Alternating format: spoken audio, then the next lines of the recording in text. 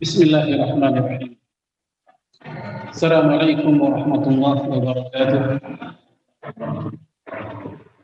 Alhamdulillah. Wassalatu wassalamu ala Rasulillah wa ala alihi wa sahbihi wa man wala. Wala haula wala quwwata illa billah. Amma ba'd. Jemaah sekalian rahimani wa rahimakumullah. Suatu hari ada seorang pemuda yang kepalanya ketiban batu dan pendarahan. Kisah ini ada dalam kitab Sunan Abi Daud. Sanadnya sahih. Lalu si pemuda ini di malam harinya mimpi basah. Junub. Di pagi hari di saat dia ingin sholat subuh, dia pun kebingungan bagaimana caranya supaya keluar dari kondisi junubnya. Nah, begitu dia datang ke masjid atau menuju masjid, dia berjumpa dengan beberapa sahabat Nabi. Dan dia bertanya, apakah ada bagi saya cara selain mandi junub untuk keluar dari kondisi junubnya? Mereka menjawab, tidak ada. Hanya mandi, nggak ada cara lain. Maka pemuda ini pun mandi, sesuai dengan arahan atau jawaban dari sebagian sahabat Nabi. Setelah mandi, yang terjadi adalah pendarahan. Cukup banyak, hingga akhirnya dia wafat. Dia meninggal pendarahan. Lalu peristiwa ini sampai ke telinga Rasulullah SAW. Apa yang terjadi? Dan bagaimana reaksi Rasulullah? Marah besar Rasulullah SAW. Karena ada nyawa seorang muslim yang hilang gara-gara fatwa yang salah. Gara-gara jawaban yang ideal untuk situasi yang tidak ideal. Sehingga Rasul berkata, qataluhu qatalahumullah. Mereka telah membunuhnya. Semoga Allah memerangi mereka. Jadi jamaah bisa bayangkan, keras sekali ini kalimat. Semoga Allah memerangi mereka. Sampai seperti itu. Allah sa'alu idza lam ya'lamu. Kenapa sih mereka nggak nanya dulu kalau memang tidak tahu? Inna shifa'al ayyi as-su'al. Sesungguhnya obat dari ketidaktahuan adalah bertanya. Jangan jawab sendiri. Innama kana yakfihi ayyatayammama. Cukup bagi si pemuda itu, kata Rasul, tayamum saja, bukan mandi. Nah, jemaah sekalian, kita lihat kisah ini. Yang pertama, pelajaran yang pertama adalah bahwasanya yang namanya ilmu itu identik dengan menyelamatkan manusia dan diri sendiri. Jadi ilmu identik dengan keselamatan. Yang kedua, kebalikannya, yaitu mohon maaf, kebodohan itu identik dengan membinasakan dirinya atau orang lain. Yang ketiga, kisah tadi menunjukkan bahwasanya dalam berfikih, dalam menerapkan syariat Islam ada dua kondisi. Kondisi normal dan kondisi tidak normal. Jawaban mandi betul kalau seandainya itu pemuda sehat walafiat.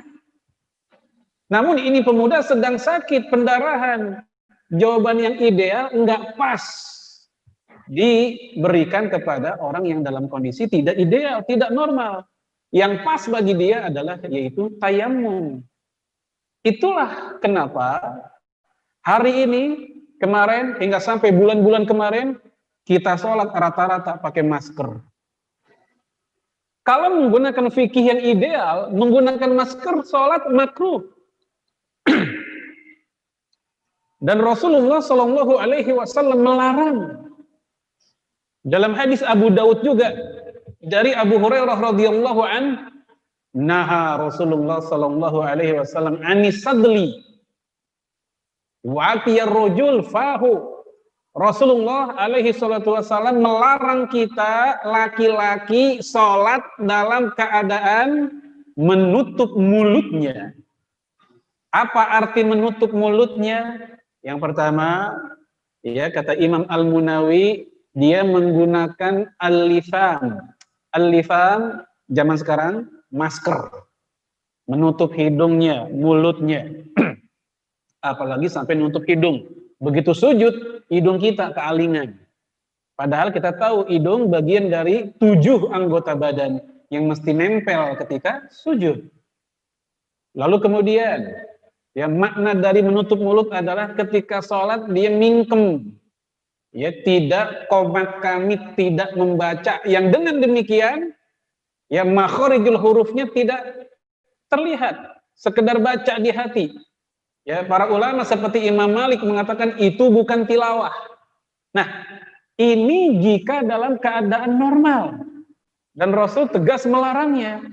Namun ketika dalam kondisi ada hajat, ada darurat, misal di sebuah tempat, ya yang paling sering di Sumatera, kebakaran hutan, asap masuk ke masjid, asap masuk ke rumah kita, apalagi buat yang usia sudah 50 tahun ke atas, yang udah terancam dengan penyakit ispa, maka akhirnya mereka pun sholat menggunakan masker. Bukan hanya untuk dirinya, tapi juga untuk orang lain. Karena masker itu manfaatnya bukan hanya untuk diri kita, tapi juga menyelamatkan orang lain dari kita. Lalu para ulama mengatakan al-karahah tandafi'u biwujudil hajah. Kemakruhan tadi itu hilang gara-gara adanya hajat, gara-gara adanya kebutuhan, yaitu mencegah penyakit. Jemaah sekalian, dalam riwayat Imam Ibnu Majah, Rasulullah Shallallahu Alaihi Wasallam memerintahkan kita untuk kalau lagi sholat lalu kita mengalami at-tafa'ub, nguap, ngantuk kita nguap. Nabi bilang tahan itu nguap, sekuat-kuat kita tahan. Kalau ternyata nggak kuat juga, jebol juga, nguap juga, Rasul bilang tutup pakai tangan. Bagaimana cara nutupnya? Ya, Imam Al-Munawi mengatakan yaitu dengan tangan kiri dengan bagian punggungnya seperti ini. Lalu bagian ini diberikan penjelasan para ulama. Jika nguap yang belum tentu mengandung penyakit saja boleh ditutup, apalagi jika kondisinya dalam kondisi pandemi penyakit lebih layak untuk ditutup. Itu dalam kondisi tidak normal.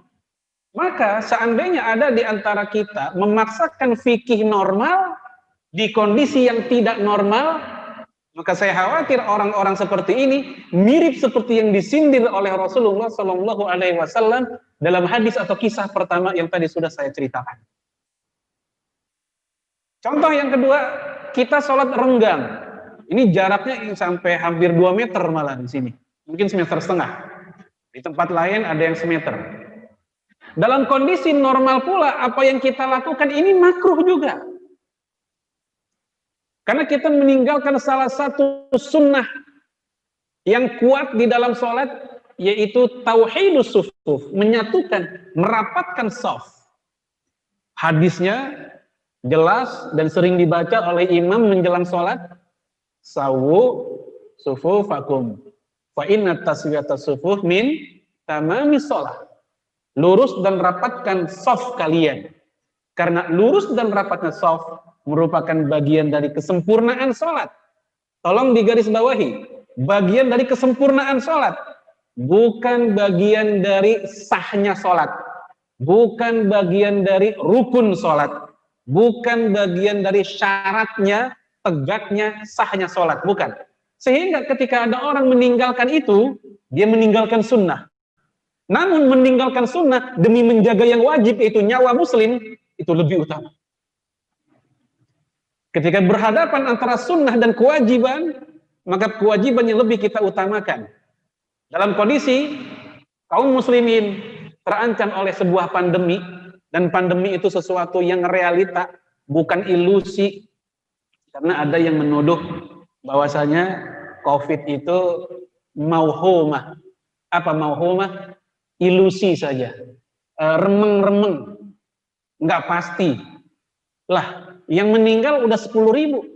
Udah berapa Pak yang meninggal sekarang di Indonesia? Ada yang ngikuti perkembangan datanya? 10.000 betul? yang meninggal? 2.000. 9.000 ya. Yang meninggal 9.000-an. Ya. Kalau yang terpapar 200 ribuan lah ya. Nah, coba yang meninggal udah 9 ribuan, masih dibilang ilusi, emang mau mati berapa lagi? Mau mati berapa lagi untuk dikatakan bahwa itu nyata? Seandainya di depan masjid kita ada jalan berlubang, apakah nunggu ada motor celaka dulu baru kita bikin peringatan? Kan enggak. Kita bikin peringatan karena peringatan mumpung belum ada kejadian. Bukan nunggu kejadian dulu baru kita bikin hati-hati Pak, ada jalan berlubang. Justru mumpung belum ada kejadian kita bikin pelangnya, hati-hati ada jalan berlubang. Itu logikanya. Nah, oleh karena itu Islam sangat perhatian dengan yang namanya mitigasi atau pencegahan. Ya, kalimat mencegah lebih baik daripada mengobati itu bukan dari barat, itu dari Islam. Wala tulqu biaidikum ila tahlukah. Janganlah dirimu menyeret dirimu sendiri dalam jurang kebinasaan. Dalam ayat ini ada dua hal yang diharamkan. Pertama, binasa. Yang kedua, seluruh aktivitas menuju binasa. Binasa itu sendiri terlarang, dan seluruh aktivitas yang menjadi fasilitator, jembatan, sebab kita menjadi binasa, itu juga terlarang. Ya, sebagaimana kaidah yang disampaikan oleh para ulama, seperti Imam Izzuddin bin Abdus Salam, ma'adda ilal haram fahuwa haram. Apapun yang membuat seseorang jatuh ke keharaman, maka hal-hal tersebut juga menjadi haram. Maka jamaah sekalian, Rasulullah Shallallahu Alaihi Wasallam menyebutkan dalam hadis yang cukup terkenal belakangan ini, sering dibacakan oleh sebagian ustadz kita, yang diriwayatkan oleh Imam Bukhari dan lain-lainnya, kata Nabi, firra minal majdzum kama firaraka minal asad. Larilah kalian dari penyakit menular atau orang-orang yang kena penyakit menular, sebagaimana dirimu lari dari singa. Coba jamaah pikirkan hadis ini. Rasulullah menggunakan perumpamaan seolah-olah lari dari singa. Orang kalau lari dari singa kan nggak usah pakai disuruh. Orang kalau lari dari singa nggak usah nungguin fatwa atau surat dari RW. Kita lagi di rumah, mau keluar rumah ada singa lepas, refleks kita langsung. Wah, Allah, singa gede banget. Kita masuk ke rumah, nutup pagar, nutup pintu, anak suruh masuk, punya piaraan, masukin. Telepon RT, telepon RW, ini ada singa lepas. Nggak usah pakai nunggu. Ini cerdasnya Rasulullah Shallallahu Alaihi Wasallam. Ketika Rasul menggunakan perumpamaan seolah-olah jauhi dari singa, itu tanda seorang muslim sudah berpikir harusnya.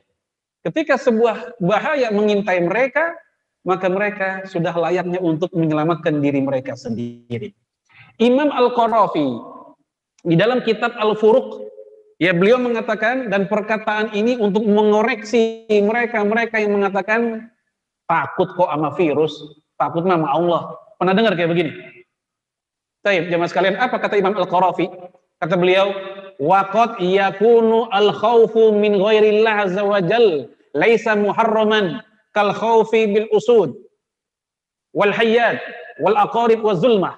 Rasa takut kepada selain Allah, lihat, rasa takut kepada selain Allah laisa muharraman, bukan hal yang diharamkan.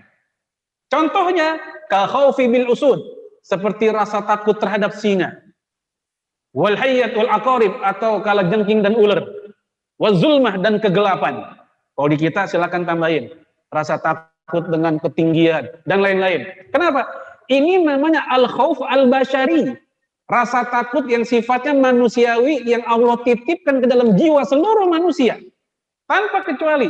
Rasul pun pernah mengalami rasa-rasa seperti itu.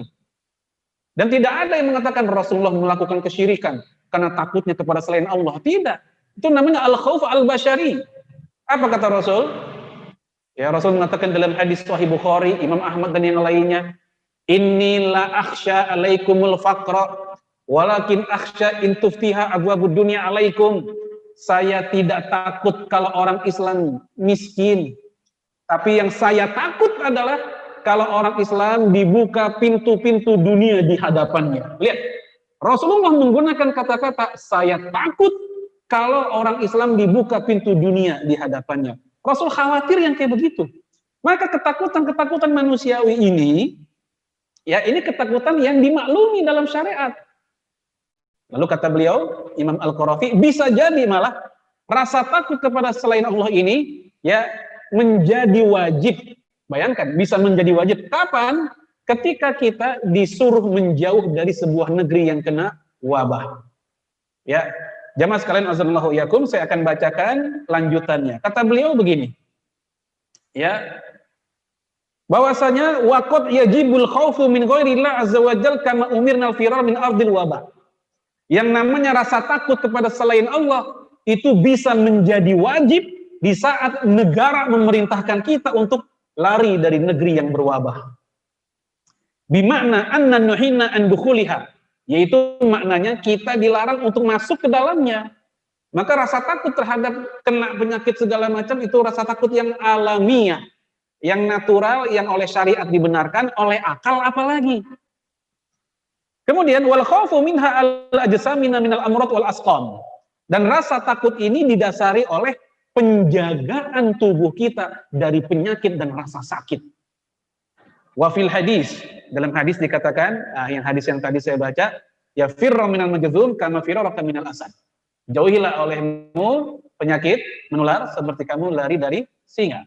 Lalu kata beliau, maka fasaunun nufusi wal ajsadi wal manafi, seluruh aktivitas dalam rangka menjaga ya nufus, jiwa, kehidupan kita, wal ajsad, fisik, jasad, wal amwal, harta kita jagain, wal a'rad, kehormatan kita, nama baik kita, ya anil asbabil mafsadah, ya kita jaga dari segala macam bentuk bahaya dan kerusakan. Wajibun kama alimta, semua itu adalah hukumnya wajib dijaga sebagaimana yang Anda ketahui. Maka jamaah sekalian, ini penjelasan ulama begitu jelas bahwasanya, mohon maaf, keliru mereka yang mengatakan dah rasa takut hanya kepada Allah bukan kepada virus. Dia tidak bisa membedakan mana al-khauf al-imaniyah, mana al-khauf al-basyariyah. Kalau takut kepada Allah itu khosyah imaniyah, khauf al-imani, rasa takut yang didasari iman. Betul, setiap muslim kayak begitu. Adapun takut kepada hewan, virus, penyakit, ancaman musuh, digarong sama pembegal, itu al-khauf al-basyari, rasa takut yang manusiawi. Nih, saya kalau ketemu orang kayak begitu tuh pengen ngomong langsung, pengen kita jajal masukin dia ke lubang apa misalnya, ke kandang buaya kayak begitu sesekali. Kita masukin kandang buaya, kunci, nggak usah lama-lama, 3 jam aja. Berani nggak kira-kira dia itu? Kasih buaya yang belum makan 2 minggu misalnya. Ya pasti dia juga, ya Allah tolong saya, dan seterusnya. Jadi minta tolong ke orang lain juga. Maka sekali lagi Rasulullah mengajarkan kita untuk menjalani kehidupan ini secara normal, wajar, dan sunatullah kehidupan. Makanya Rasul menggunakan baju perang ketika perang Badar. Rasul punya tameng, di mana tameng atau perisai beliau digadaikan ke orang Yahudi. Ketika beliau beli gandum nggak punya duit, ngutang, digadaikan perisainya ketika perang. Gadai buat perisai buat perang. Padahal beliau seorang nabi yang paling dekat kepada Allah, yang paling dikabulkan doanya. Kan bisa aja tinggal doa doang.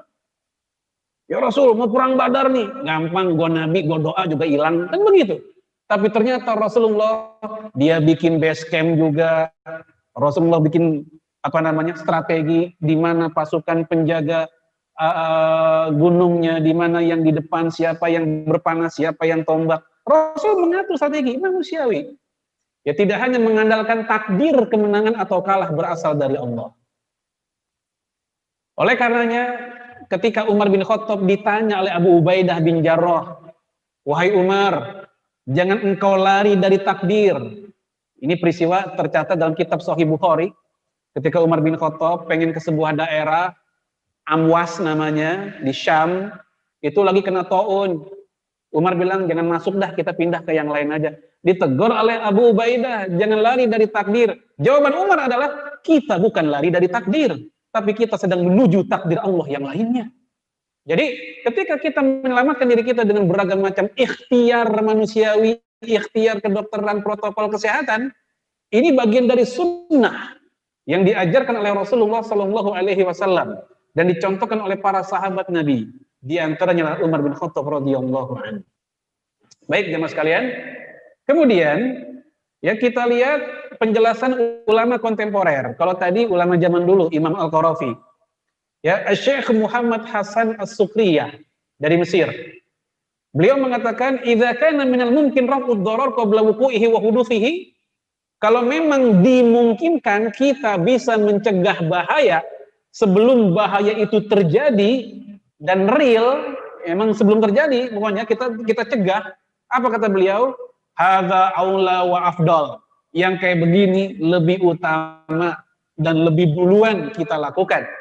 Min raf'ihi ba'da wuqu'ihi, dibanding setelah kejadian baru kita cegah. Mirip seperti yang saya bilang tadi, nggak usah nunggu ada kecelakaan baru kita bikin peraturan.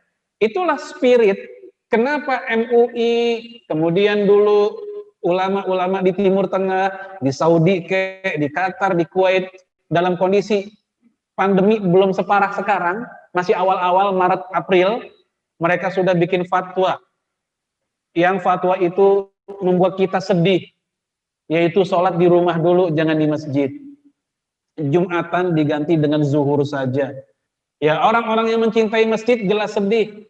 Kita bahu-membahu bangun masjid, udah jadi disuruh dikosongin, kan begitu saat itu. Kita sedih. Namun jangan lupa, para ulama kita membuat peraturan setelah berdiskusi sana sini, konsultasi dengan pakar kedokteran, pakar kesehatan, membuka kitab-kitab para ulama bagaimana ayat dan hadisnya, hingga muncullah konklusi seperti itu. Itu diskusi yang maraton, bukan sekali baca langsung fatwa.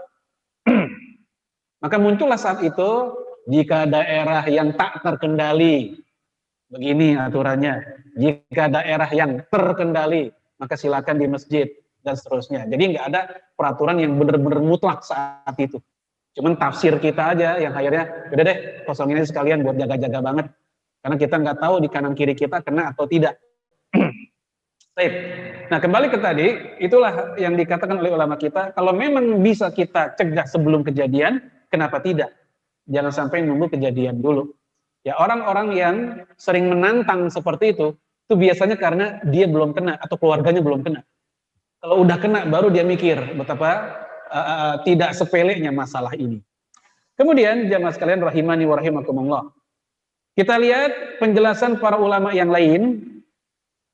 Saya ambil dari Imam Ibnul Mulaqqin. Ya ketika beliau membahas hadis la dharara wa la dirar. Jangan mencelakakan diri sendiri dan orang lain. Kata beliau, hadza dalilul hadis wa la hujjata lil kufiyyin fi ijazati ad-dharar al-yasir min dzalik. Wa man'ihim al-katsir. Apa artinya?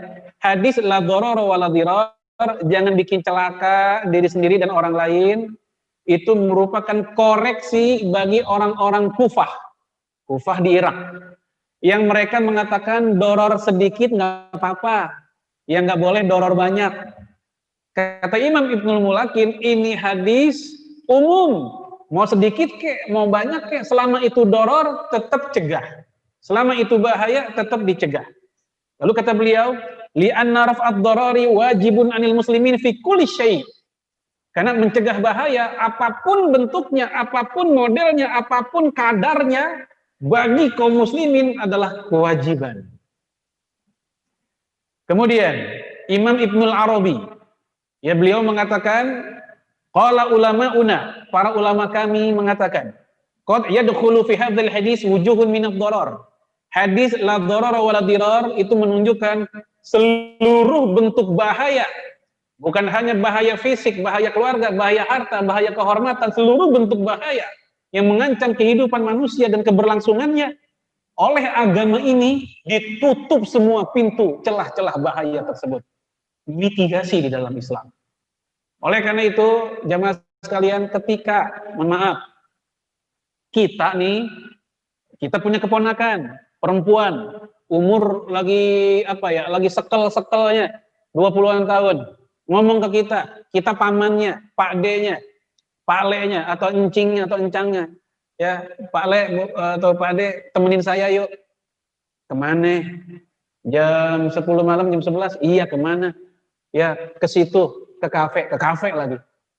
Atau anggaplah bukan ke kafe, ke warung mana lah misalnya. Tentu kalau bicara semata-mata fikih, keponakan sama pamannya jalan berdua, boleh nggak? Kalau semata-mata fikih? Boleh, ya kan mahramnya. Ya, dia mahramnya, nggak ada masalah. Namun saat itu dia berjalan bersama keponakannya jam 11 malam. Ke tempat yang sangat beresiko orang menstigma itu tempat maksiat. Maslahatnya ada maslahatnya, yaitu untuk menjaga keponakan kita dari bahaya. Tapi mudorotnya juga ada, bahayanya juga ada. Apa? Nama baik kita bisa tercoreng, ternoda atau fitnah. Diomongin orang. Orang ada yang lihat, ya Allah, itu kan pengurus Masjid Al-Falah. Ya Allah, itu kan ketua DKM. Ya enggak, sinilah Al-Falah mana gitu. Itu kan yang bagian dakwahnya, yang suka nelfonin para ustadznya itu. Jalan berdua sama perempuan, bukan main. Nah begitu. Nah, maslahatnya ada, tapi mudorot juga ada. Nah, dalam kejadian kayak begitu, ada kaidah para ulama, darul mafasid muqaddamun ala jalbil masalih. Mencegah bahaya, mencegah kerugian, mencegah kerusakan, itu lebih didahulukan dibanding ngambil maslahat. Itulah kenapa rahasia Allah mengharamkan minuman keras. Padahal minuman keras juga ada manfaatnya, menghangatkan badan. Tetapi mudorot dan bahayanya lebih banyak, bisa menghilangkan akal, nggak normal, mabok, begitu. Lagi pula masih ada kalau sekedar menghangatkan badan, alternatif yang lain, bisa minum apa, bandrek atau apa begitu. Artinya selama hal-hal yang memungkinkan bahaya, ya bagi nyawa, kehormatan, nama baik, harta, keluarga, keturunan, ya itu terjadi, bahaya itu kita cegah. Semua pintu apapun tertutup di dalam syariat Islam. Nah sekarang penerapannya, setelah kita tahu secara prinsip paradigma Islam seperti itu, bahwa Islam agama yang sangat perhatian dengan mitigasi. Nah bagaimana kondisi dalam kondisi seperti sekarang ini, ya kekhawatiran terjadi di banyak tempat, apalagi besok di Jakarta udah PSBB lagi. Ya, karena angka di Jakarta ya seperti itu, walaupun di Depok mungkin nggak sampai seperti di Jakarta, naudzubillah. Tapi orang Depok banyak kerja di Jakarta masalahnya. Ya. Nah, bagaimana prosesi ibadah kita? Ya, tadi saya udah nyebut bahwa saya bolehnya pakai masker karena kondisi darurat atau ada hajat.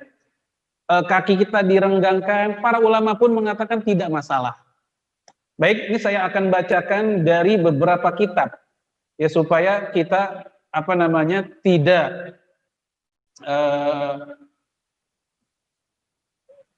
kebingungan ya ketika ditanya oleh anak atau saudara kita, kenapa kok sholatnya berjarak?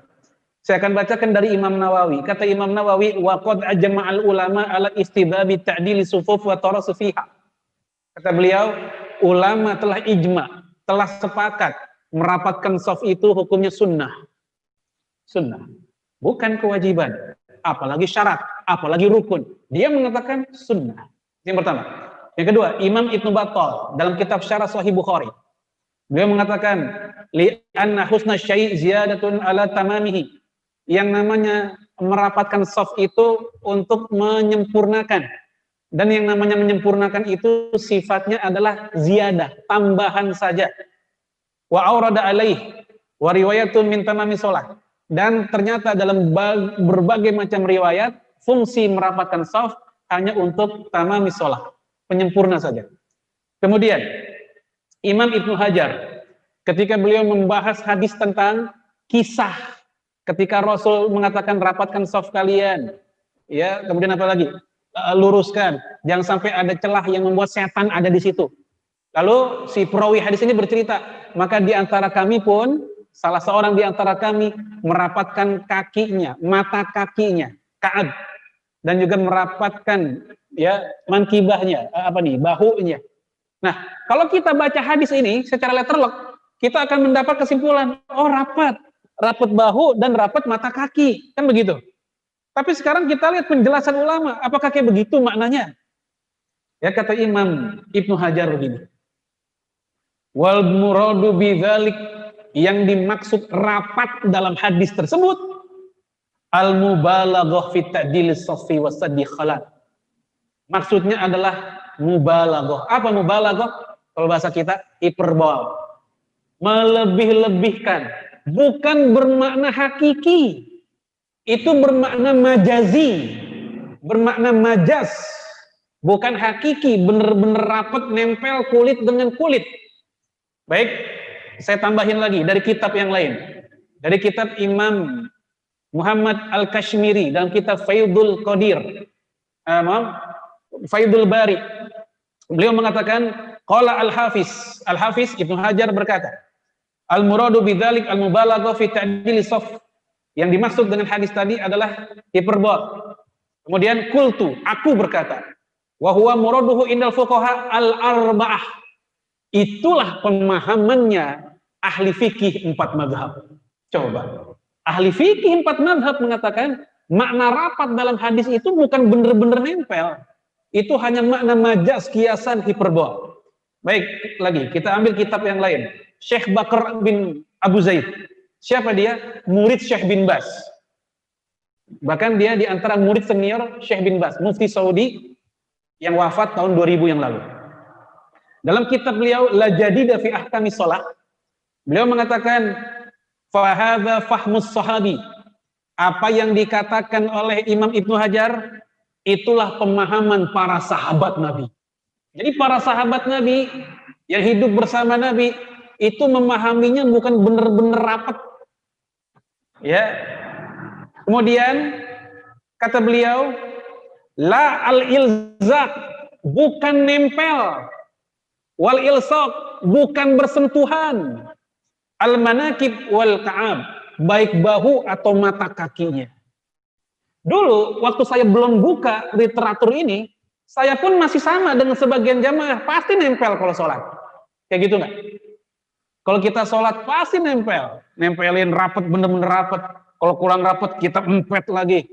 Kalau dia minggir kita empet lagi sampai mojok tuh orang. Ada orang yang apa istilahnya risih. Saya masih ingat tahun 2005 atau 2004. Saya baru pindah rumah di daerah RTM. Ya, di sebuah masjid. Saya orang baru ya, baru berapa hari tinggal di situ. Ya, saya sholat, saya rapatkan. Saat itu saya di soft sebelah sini, sebelah kanan imam. Saya ke kiri. Ya, lalu orang yang sebelah saya ini minggir. Saya deketin lagi dia supaya nempel. Nggak terima dia. Saya diinjak sama dia. Benar-benar diinjak. Dan ya, qadarullah tahun 2010 saya diminta untuk menjadi saksi pernikahan. Ya, kawan saya nikah, saya diminta untuk jadi saksinya. Siapakah penghulunya? Ternyata penghulunya yang nginjek kaki saya. Terus saya bilang sama dia, Pak, ingat saya nggak? Oh iya, yang dulu kakinya saya injek ya? Iya, nah ketemu lagi di sini. Ya, ini masa itu, ya udah belasan tahun lalu, udah 15 tahun yang lalu. Kemudian kan kita kalau belajar nggak boleh berhenti. Kalau belajar nggak boleh berhenti, ya kita harus terus. Ya para ulama pun juga begitu. Imam Bukhari, Imam Ahmad bin Hanbal menjelang meninggal, dia masih bicara tentang fikih.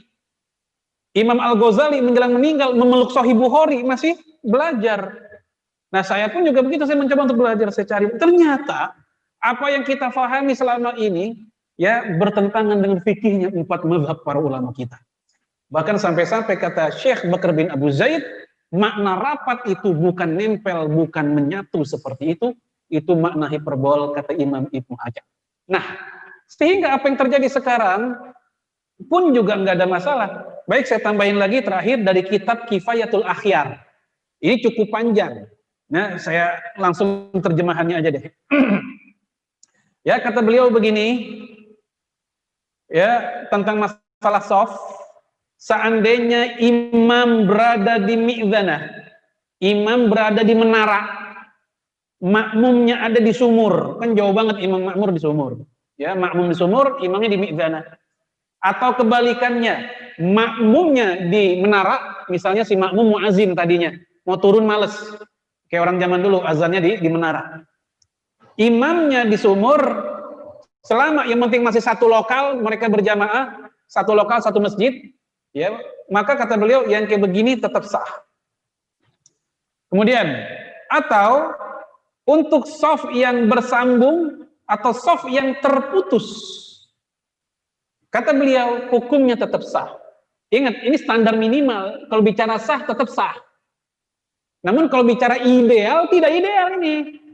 Namun karena kondisi sekarang memang lagi nggak ideal, kita ngambil fikih yang tidak ideal di kondisi yang memang lagi nggak ideal. Apa yang beliau bahas ini, kalau kondisi kita udah normal, udah nggak boleh kita lakukan. Karena nggak begini harusnya. Harusnya adalah ya tadi kita deket-deketan, dempet-dempetan begitu dengan jamaah yang lain. Itu ideal dan normalnya. Namun dalam kondisi nggak ideal, ya dia bercerita itu tidak ada masalah dan sah, maka pendapat ini atau uraian ini sangat cocok dengan kondisi saat ini. Itulah yang oleh para ulama disilakan dengan tahqiq al-manat, yaitu merealisasikan pendapat ulama ya disesuaikan dengan kondisi kita hari ini seperti apa, mana yang bisa kita gunakan, maka itulah yang kita pakai. Baik, jamaah sekalian rahimani wa rahimakumullah, itu masalah penerapan dalam fikihnya. Terakhir, yaitu saya ambil dari kitabnya Imam Al-Mardawi dalam kitab beliau Al-Insaf. Ketika beliau membahas hadis la salata ya man sami'an nida, orang yang mendengarkan azan fi baiti bi guri udhrin, dia sholatnya di rumah padahal dia dengar azan tanpa uzur, fala salata lahu, enggak ada sholat baginya. Nggak ada uzur, dia sehat dan seterusnya, sholatnya di rumah, nggak ada sholat baginya. Lalu perawi hadis itu Ibnu Abbas ditanya, wamal uzur, uzur itu apa sih? Halangan uzur itu apa? Jawaban Ibnu Abbas, al khauf wa marad, ya sakit dan rasa rasa khawatir, takut dan rasa sakit. Lalu kata beliau begini, wa yu'dzaru fi tarkil jum'ah wal jamaah, diberikan pemakluman meninggalkan sholat Jumat dan berjamaah. Ya, al-marid, bagi orang yang sakit bila niza', tanpa ada perbedaan pendapat. Sakit yang bagaimana? Sakit yang berat yang membuat dia nggak mampu ke masjid. Kalau sekedar cantengan, kutilan itu nggak masuk. Lalu kemudian wa yu'dzaru aidan fi tarkihima, dan juga diberikan pemakluman atau uzur dalam meninggalkan dua hal tadi, sholat Jumat atau berjamaah. Ya, li khaufi hudusil marad, bagi orang yang sehat tapi dia khawatir ketularan penyakit. Kayak kita sehat, tapi kita khawatir. Ya, daerah kita merah, hitam malah. Maka kekhawatiran itu sudah uzur bagi dia untuk boleh dia nggak berjamaah saat itu. Baik, jamaah sekalian, ini dari Imam Al-Mardawi. Belum yang lainnya mirip dengan itu sudah cukup untuk menunjukkan dalam kondisi yang tidak ideal, maka berfikih kita menggunakan fikih mitigasi, fikih pencegahan dalam rangka menjaga satu aset umat Islam yang paling mahal, yaitu nyawa kaum muslimin. Kalau miswab, mohon maaf, ya saya nggak tahu apakah ada diskusi. Silakan kalau emang ada. Hadanallah wa iyyakum ajma'in. Assalamualaikum warahmatullahi wabarakatuh. Silakan jemaah kalau ada. Kalau nggak ada, kita akhiri dengan kafaratul majlis. Subhanakallahumma wa bihamdika asyhadu an la ilaha illa anta astaghfiruka wa atubu